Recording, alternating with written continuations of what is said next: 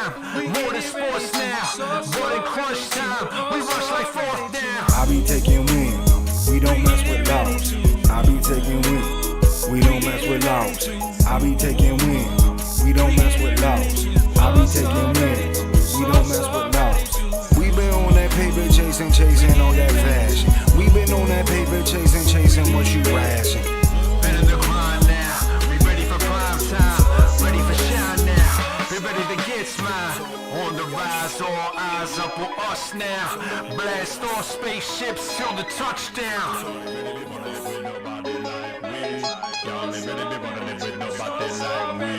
Energy level on high, put that trouble on fire. Double it down, I'ma spit it around. Click, clack, boom, we the best in town. Energy level on high, put that trouble on fire.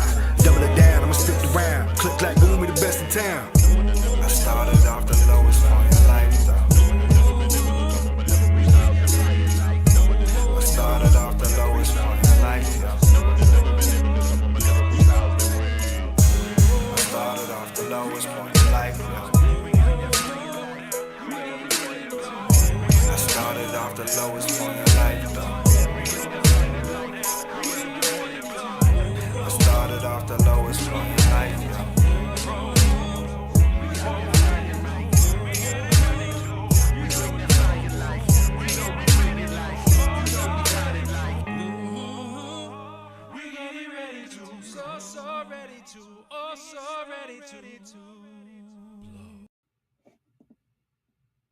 Yo, we are ready to blow.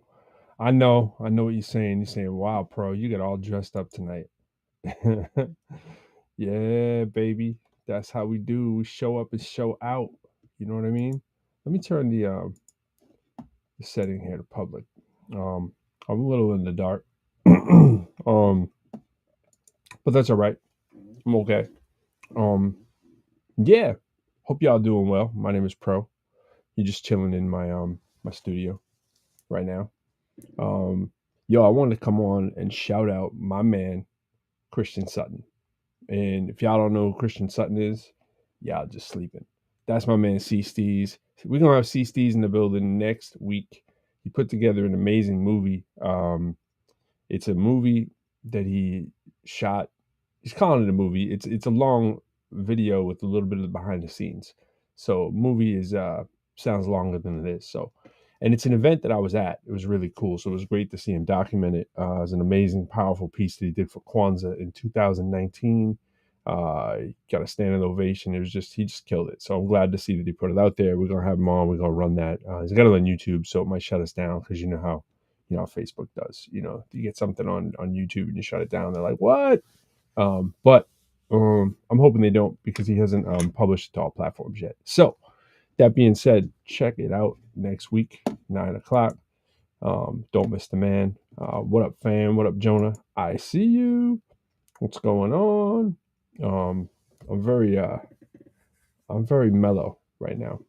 I was on the couch watching Into the Spider-Verse. You got to watch Into the Spider-Verse sometimes, especially when you got a 9-year-old. You know what I mean? And Quantumania is out. Speaking of Marvel, we got Mandalorian coming out in a couple weeks or so. Got to check that out. We got a new Spideyverse coming out in June. You got to check that out. There's a lot of good stuff if you Marvel sci-fi kind of person. It's NBA All-Star Weekend. I'm not sure if you care. Not sure if you even know. I was watching it earlier. I was watching the celebrity game, which really didn't have a lot of celebrities in it that I think were extremely interesting. I mean, DK Metcalf was in there. He can ball a little bit in the Ruffles celebrity basketball game. They had a kind of crazy thing where you hit this button and the Ruffles thing goes off and you double your points. And like they already had a 6-point shot. It was like, further away than the 3-point line, obviously not twice as far, but a significant distance behind between like half court and the 3-point line. So there was that. They're promoting the new Jordan movie that my somewhat famous Cambridge brethren are putting out again, Matt Damon and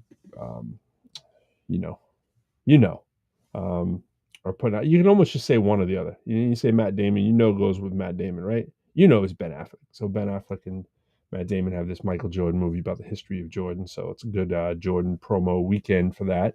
Jordan's 60th birthday is today, which is kind of crazy. Good timing on that. And it's in Utah. And it's crazy. One thing about the NBA All-Star game, which I think is crazy, when you think about all the different cities you could have it in, you don't even say city, you say Utah. You say the whole state with Utah.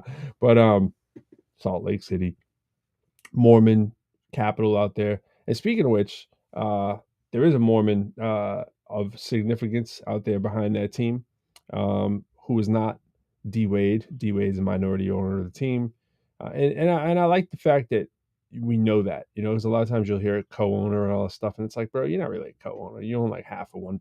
You know what I'm saying? Or 2% or whatever it is. And the person who owns like 90% or 50% or whatever the percent is usually the bigger name on the mantle who isn't quite as famous. But they have their own celebrity, because if you're familiar with the company that made Mr. Ryan a billionaire, it's Qualtrics. And Qualtrics is something in the education world, in the statistics world. It's a big product, So you see, he's what I'd call like let me actually look up. He's a minor billionaire. So the owner of Utah, um, he got his money through his family company. If you've seen Ryan Smith around, you've seen he dresses kind of like I'm dressed right now. He's always wearing like a hoodie and a hat or whatever. He's young. Dude's like 40, something like that, 45, whatever. And he's like Dwayne Wade's age, basically. He's like a couple years older than him. And he was like, his dream was like to own a team after a while, after he was mentored by Danny Ainge. He was talking about today for a while. He used to play golf with them and all that stuff. So, anyways, Qualtrics, I'm looking it up. They call themselves an experience management company, which is interesting. So, dude went to BYU, and he's like an active owner. He's out there shooting baskets with the team and that kind of stuff. So, kind of one of those dudes. Obviously, super young. So kind of wild. And so that's that. That's what's going on one side, and you got all that stuff, the Jordan promo, the big business promo, because that's what it is now. The owners of NBA teams are massive big business people. Many of you always, Jonah just typed it into. Jonah, we definitely gonna address that. True Goy passed away. Yogurt spelled backwards. If you a De La Soul fan, that was a big blow to the hip hop world. You always hope people get their flowers while they're alive. And there's far too many young people passing away in hip hop. People dying like in their 40s, their 50s. And these aren't like shooting victims, right? Which we see a lot of in hip hop too. These are people just dying of what only can be described as poor health, right? And so taking care of ourselves as people, super important. I think the hip hop community gets a little bit more impacted by some of these issues. We just think of the demographics that make up hip hop and the lifestyles that have been persistent in hip hop. But that's not to talk about, so much the cause of death rather than the life of the person who passed away, which is obviously super important too. But a lot of times, by the time we are able to address that, somebody else has passed away, maybe to something crazy. We saw the shooting in Michigan, right? There's stuff going on all the time. It's like we never really address what's going on other than just the legacy of the person. So massive blow again to hip hop, a legend. It's funny, a funny story. When De La Soul first came out, first song I ever heard by them was Potholes in My Lawn. And I didn't like it. First time I heard it, I was like, they're so out the box. I was like, what is this trash? And now it's funny because that song will come on sometimes, which is going way back in De La history. And I'm like, yo, this track was so dope. What was I thinking? You know what I'm saying? There's been other songs like that in hip hop history that the songs are so massive. And I sometimes will think about like, what if that person passed away who was thinking of, and like how amazing they are. And often I think about these outside the box kind of people. Special Ed was another one. I think about that, like Special Ed passed away right now. People be talking about him. They'd be talking about the impact he made, but it's a shame though that we don't get a chance to talk about. Like we should just be talking about Special Ed right now. I'm not trying to wish any ill fate on Special Ed, but I'm just saying when his song came out, I'm like, what's he talking about? Alligator souffle. I got it made. What is this dumb stuff? And then like 4 weeks later, I'm like, wait a minute, this song's kind of interesting. And then you hear it a year later and you're like, yo, this song's crazy. It's just funny how when we expose ourselves to different sounds and different people's ideas, and that's what's so dope about hip hop, how we can, come around and change our idea of what we think is dope. And De La is maybe the best example of that you'll ever hear. Totally outside the box, but influenced hip hop to be outside the box in that particular direction. It set off, in line with the whole native tongue kind of fam. It just set off a vibe of being free to be different and being okay with that and finding your lane. And that's what we try to talk about now for artists all the time. Is like the world is big enough for you to be brave and find your own lane instead of trying to sound like everybody else all the time. Yeah, we're always going to be influenced by our influences. There's no way around of avoiding that. But we get the homogenized sound that we get used to of whatever we think is the thing that we are quote unquote supposed to be doing, or like how it's supposed to sound. And then only when you really focus in on some of the people sometimes that will, like, pioneers, do we even think about it. Almost gives you license to be, different and outside the box, and to remember that that's what you're supposed to be doing. You're supposed to be following the vibe that moves you, as opposed to the one that moves everybody and trying to pretend that you follow that vibe. Like, give you an example. It's ridiculous how many people start a hip hop song and go, hey, right? But it's ridiculous how many people start a hip hop song and go, yo, right? Which I do both of. But when you sit back and you watch 1,000 people adopt something, right, in real time, you're like, seriously? Seriously? Is everybody need to do this now to be cool? Does everybody need to go, hey?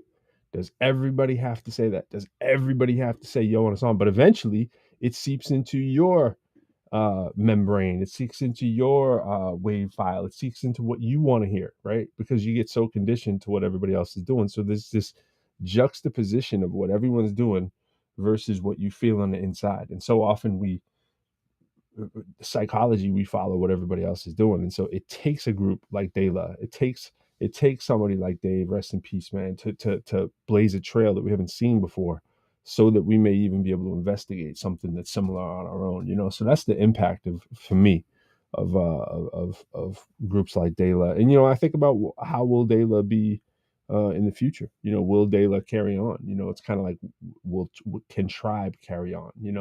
Without Fife. And it's they already had their issues. So we may not fully answer that kind of question, but it's like, when you lose a third of a group or a fourth of a group in some cases, does the group still carry on, even if it's just a breakup and even if it's passing away? And you just think about, it feels like De La died to me. You know what I mean? Even though that's not 100% true. I would love to see a Pasta News show, but I would really love to see a De La Soul. We know a show, but we know we'll never necessarily get to see it. And I've seen De La rock. I've seen De La in Worcester, Mass, which was a crazy, crazy concert, which you're just so thankful for, and I never this having done so many shows for so long, I feel like I've met everybody in hip hop that came up in that era, and I actually didn't really meet them. Never really met De La like on that level. I've been in the same building when they've done shows, but that's not really meeting someone. You know what I mean? So I never really met them, and you never know. Just like when you're watching someone, if it's going to be the last time, if it's going to be the first time, if it's going to be the only time. You know what I mean? So health is so important, and getting it out there, getting your music out there. Speaking of which, that's what I started speaking about. CSTs, just getting your stuff out there, yo. And that dude is a product of making stuff when he's been going through difficult times. So I'm so glad to see him out there. I got something new. I'm going to share it with you in a second. I got a track called No that I've been working on, and it's totally out the box. It's totally out the vibe. It's nothing that I would normally do. But I was moved by my man Jay Johnson's production. He's the one who did Yo That's Pro, which actually went to number 1 on the college charts for us on Rap Attack Lives, which is really dope. But you never know, like, we love Dive In It. It's ProQuo fans, it's ProQuo, and we think about, like, The Devil's Dancing went to number 1. Whereas, Dive In It, is like, here, it's like crazy. You just never know what people are gonna, as DJs, listeners to, whatever. So it's like, you sometimes just got to put the stuff out there and share it with other people in one way or the other. So shout out to Jen Masumba, who I'm doing a track with as well. Totally out the box kind of joint. You know what? I'm gonna let you hear 5 seconds of pre-production of me and Jen Masumba. You want to talk about out the box? Shout out to Jen. I've been talking a lot about her. We got up to the first note fam joint, which is called Drill Down Level Up. I'm gonna give you like 10 seconds of that. Let me give you 10 seconds of that. Is that all right? Can I give you 10 seconds of that? I hope she'll be excited, not mad. So here it is. This is, you know what? Let me make sure that I got the audio right. Sometimes it's not. Boom, there's audio. Good. We're gonna do this. Play a little bit of it. Here we go. Got a feeling, wanna run away. It's hard to breathe in the city. Everywhere I turn is a mistake. Breathing in the smoke makes me tipsy. I just wanna go where I'm okay. Okay. Blue skies hover over my day. My day. Got a feeling, wanna run away. Yeah. It's hard to breathe. Yeah. In the city. Bro, it's hard to breathe, plus the smoke make it hard to see. Hard to be who we born to be, plus we ought to be free to be who we be on the inside. Outside's telling us to let our inner kid die. Not me, I see the world kinda opposite. We need a lot, kinda lot of finding hardships. Lots give, but lots more, but trying taking it. That's all you get. That's all you get. And you know, that's in pre-production. But that's what I'm talking about. Those lyrics right there are the sentiment that I was expressing. It's like free to be who we're born to be, you know. That's a totally different sound, you know. But the message resonates with me. So it's like I gotta do that track, you know. She resonates with me. Gotta do that track. In fact, I let her hear my track, which I thought we were talking about, you know, strategizing on a track that we would do. And I let her hear my track, and she was like, "Oh my God, this would be perfect for me." And I really think it is. Maybe I'll do a remix, maybe not. But I'm gonna let y'all hear "No" right now before it comes out. Totally out the box, different kind of thing for me too. I just heard the joint and the melody. I was driving around to my man Jay Johnson's track, and all of a sudden I just started singing this kind of hook that I really liked, and it really resonated with me. And I came right home and just kind of pulled over and wrote the joint, and that's why I did the Jen song too. So here is "No" well before it comes out. And tell me what you think, because it's totally different. You know what I'm saying? So here we go.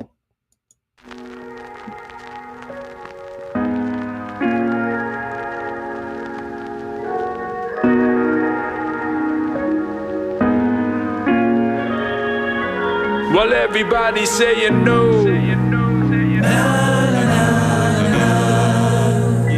When all they're telling you is no. I'm singing na na na na na. Well, everybody's saying no. I'm singing na na na na na. When all they're telling you is no. I'm singing na na na na. Listen, they told me no at the interview. Really, it's been a few times, probably several now. I'm feeling pitiful, no. It's such a powerful word, 2 little letters though. Flip it around to a yes and we feel incredible, yo. Sometimes it's hard to say yes with all this negative stress and all this negative press. That's why I'm doing my best to keep a positive slant, figure my outlook. Need to be reconfigured, even my signature and outlook affects another, cause this whole world is cyclical. So if I correct another, I try to not be so critical. Sometimes that critical thinking we think is missing. Sometimes it's cause we missing these critical times we live in. Listen, people are missing their basics because their basics are missing. Life situation we placed in, sometimes a different check-in. Often we cynical, know my wisdom to flip it is not a give and a take it for granted. It takes persistence. Listen, no. I'm singing na na na na na. When all they're telling you is no. I'm singing na na na na na.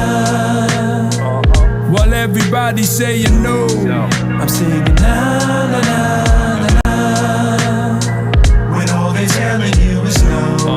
I'm singing na na na na na. Well, everybody's saying no. I know it can't be permanent. Believe me, I'm respecting that. And even while we learning that, we need to have perspective that feelings can change like the weather, whether we want them to. But we can help ourselves sometimes. That's if we bother to use a little kindness in life and put some effort in.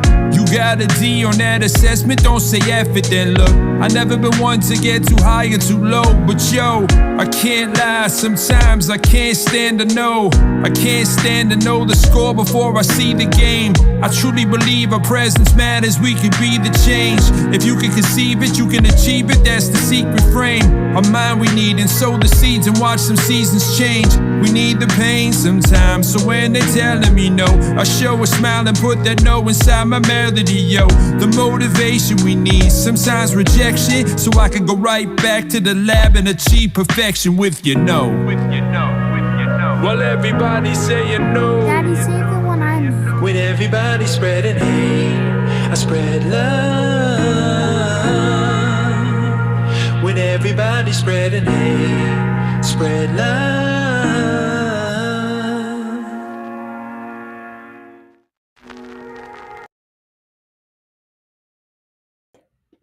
And that is no right there. So appreciate it, Jonah. Appreciate it. My son really did write the end, so I wanted to represent that. He was in the kitchen and he was, he just started humming it after I made it. And he was like, well, everybody spreading hate, I spread love. I was like, what'd you say? He was like, yeah, I like this version. I was like, you just wrote your own version, man. You my co-writer. So I had to get him on there. So at the end, he's like, Daddy, can you sing my version? So I was like, yeah, let's get that on there. So that's why I was singing that at the end. Co-writer credit right there. You know what I'm saying? You say 3 words, kind of like DJ Khaled, you're a co-writer, We're gonna have to negotiate his percentage there, when we're doing the publishing split sheets. So see what he gets. But that's my man Jay Johnson on the production. Robbie Rowland on the engineering. Shout out to Robbie. Robbie's been dealing with a couple of health things, so shout out to him. Best to him. He's also going to work on that Gen track for me when he's feeling a little bit better too. And the Gen track is crazy. It's obviously not done, but it's similar in a lot of ways. Those tracks. So they're a little more substantive. You know what I'm saying? I appreciate you. You talk about my voice, but you got the golden voice too. I don't know about that, bro. I don't know about golden, but I'll take it, and I appreciate it. You're an MC's MC. Thanks, Jonah. Looking at some other comments here I can't necessarily put up because of the cursatory nature, but I appreciate it. And then there's a couple spam ones in here. I want to offer promotion. Okay, thank you. Got another promotion. I think is a promotion. Do I want to say the website? No, I don't want to say the website. We're gonna keep those to myself because I don't know who these people are. So so the only other thing that I really wanted to dive into, dive in it is let me say a couple things. So I'm performing at UVA again. Shout out to my man Bernard. On Monday, it's President's Day. I'm bringing my son again. He wants to know how much he's getting paid from what I get paid. So he's like, he's trying to get himself. He's trying to hustle up the gaming chair, gaming PC, and so he's like, Daddy, from what you get paid, you can just buy me a gaming PC easy. And I was like, it's not so much the money, bro. It's more like, do I want you to have a gaming PC at 9 years old? You know what I'm saying? Like, I've always had like 10 as the number in my head since he started saying it, but now I'm like, do you want to lose your kid to the dark side? You know what I'm saying? Do you want them gaming 24/7? We got a little cap on what he can do, and he does a little bit more on the weekends. But here's the juxtaposition. And so families out there that, got kids, you appreciate this. It's a little humble brag on my son. So, which, if you know me, I do. So he brings home his report card, but he doesn't bring home his report card. And let me go into detail about this, right? So if you've not seen the show before, I'm a math guy. I'm a math professor.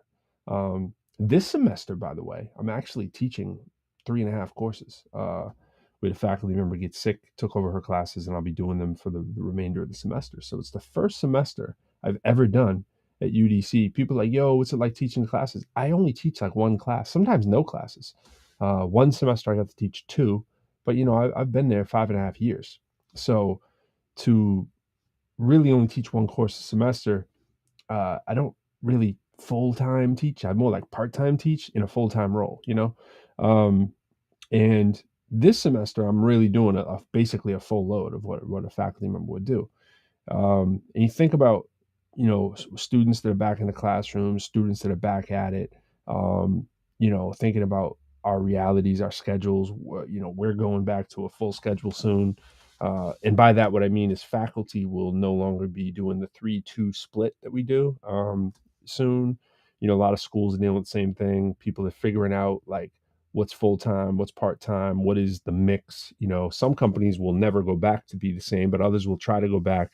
And we think about our students and our kids and like what they've experienced through this, and like, what is a 9-year-old? We have these traditional images of what a 9-year-old should be, right? But for like 2 years and 2 years plus, really, the way that the world has been affected by COVID-19 and what happened for our little people at that time who were going through education is something we'll never forget. And it's something that has really stifled their growth in some cases, right? So you look at a 9-year-old, and in some cases, it's more closer to a 6 or 7-year-old on the experiences they have in life. Like, I don't know about you, but my son doesn't remember things like pre-COVID, like you should. Like, you don't forget everything from when you're 6 or 7, but it'll just be like something he did that was like a normal thing. It's like really foggy on it. It's like COVID fog, and he's not alone on that. There's a lot of people that are, because it all kind of blended into the being home and wearing sweatsuits, and pre that, they're like, what was happening? What were we doing? So when your kid is excelling, I'm a math professor, right? A lot of people be like, yo, your kid's naturally going to be smart at math. And I'm always one to dispel that myth and rumor. It's no, he's around it, right? He's encouraged, he's motivated, he's got someone there who cares about it, who's competent in it. And yeah, of course, you're able to do a lot well, i.e., right, Steph Curry, look at whose dad was, right? It's not just an accident that he became the greatest three-point shooter of all time. Sure, he had to put in unbelievable work, but you got a few things going for you. You're 6'2" going into college. You're 6'3" by the time you get out, right? 6'3". I'm 6'3". I am I'm a huge person compared to the average person in the world. I'm a huge person. Every day I might see, if I'm lucky, one person taller than me, right? I'm like 6'3" and a half, 6'4" in shoes, 6'4" and a half, 6'5" if I get the right shoes on, right?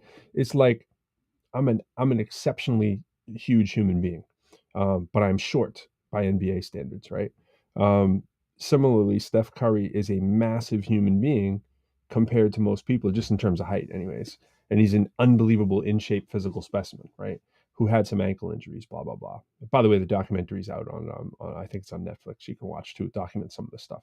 My point is that if you didn't have a dad who's an unbelievable three-point shooter in the NBA, and you're on the bench since you're a baby, right? And you're around that culture your whole life, you're maybe not, probably not, almost certainly not going to become Steph Curry. Are there others who do it? Yes. But when we start to look at the reason why, you look at Jason Tatum, right? I'm a huge Jason Tatum fan. He's going to be in the 3-point contest. I posted a video on my Facebook page. If you're watching this right here, just scroll down a little bit, of him shooting like 55 straight 3-pointers from NBA land. He's just going like from one side to the next, pretty much the same place. Somebody passing him the ball, 55 straight, and then the camera stops. You have to assume he missed that shot. There's one of Steph doing the same thing, hitting about 100 from the side, which is the easiest 3-pointer to hit, but he hit about 100 from the side, right? It's like, but Jason Tatum's dad was a professional. He played college D1 ball and then played professionally overseas.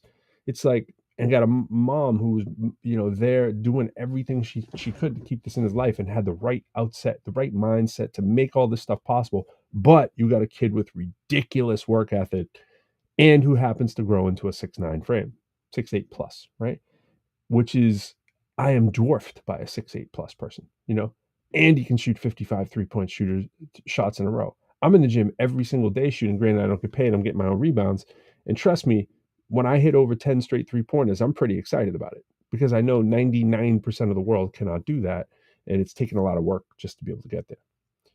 I look at my son and I see the work that he's put in math, right? Just as a little kid. And he got his report card back, and it seemed like he was hiding it. And he also got their standardized test back, and it seemed like he was hiding it. And it was like 3 days. And I'm like, finally, I say, you bring that little thing home. You bring that home today. So I'm digging through his bag for today. And sure enough, part of what he reported was true. He's like, yeah, I think I did really well on the math standardized test, but reading, I think wasn't as high. I dropped a lot. He read it wrong, and no one really explained it to him, right? So he hit 98th percentile on a national comparison, right? For the state test, right? They compare you to the national state. He did 98th percentile for math. Am I stunned? No, because I see what he does, and I'm like, yo, he is really good. but I'm expecting him to be really good too, right? Because of everything we just talked about. And he really puts in the work on top of who he has at home, right? And the home situation in general. Akin to Jason Tatum with a mom that's really motivated and supportive. He has that too, even if she's not out there playing math, or like his mom playing basketball. And then like reading, right? He's an exceptional reader as well. Now he needs to get his acting gear a little bit more on the reading side. Things like games can get in the way. And here's my point. He scored 92nd percentile in that. He thought he was 68th because he read the report wrong. He was reading percentage of people he did better on growth. So we had the discussion on percent change, which is something I've been working on with him anyways. Give you a situation. I buy this sweatshirt, right? The sweatshirt costs $50, right? You get a hoodie for $50. But let's say it was originally $60, right? So what's the percentage decrease?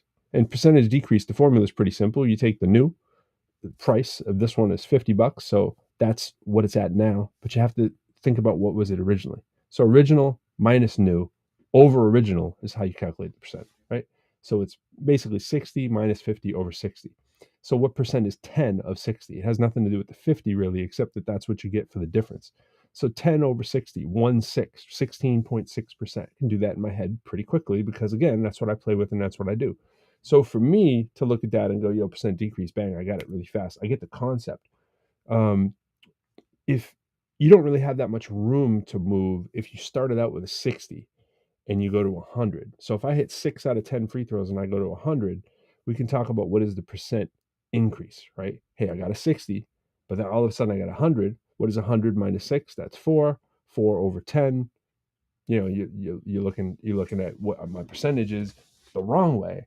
If you're thinking about over 10, it's really over what you hit the first time, right? First time I hit 6, 4 over 6, that's 66% growth. That's still massive improvement, but not as much improvement as someone who hit 2 free throws the first time and then hits 8, right? And you do the same math, 8 minus 2, that's 6, but it's like 6 over 2. And you're like, whoa, okay, this guy did a 300% increase, right? You see how this game can work.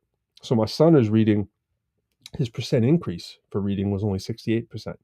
The thing that really set him back was that he was in the 98th percentile, something ridiculous like that as well, even for percent growth in math. I think actually, math, he got 94 and the percent growth was 98 because he was already pretty high. He was like 88% the first time, and then he went up to, 94. And that's a big growth. And most people didn't even have growth. So in math, again, because of the COVID fog and all this kind of stuff and people emerging from it and losing steam, all of this really to say that how do you reward when your kid's knocking it out the park, but they're doing something over here that you don't want to do? And they're like, well, Daddy, look at my report card. Look at my standardized test. Look at actually the things you say you're concerned about. Why can't I get a gaming PC? Why can't I get a little bit more time on the computer, right? So for parents out there, it's like, are we putting our money where our mouth is?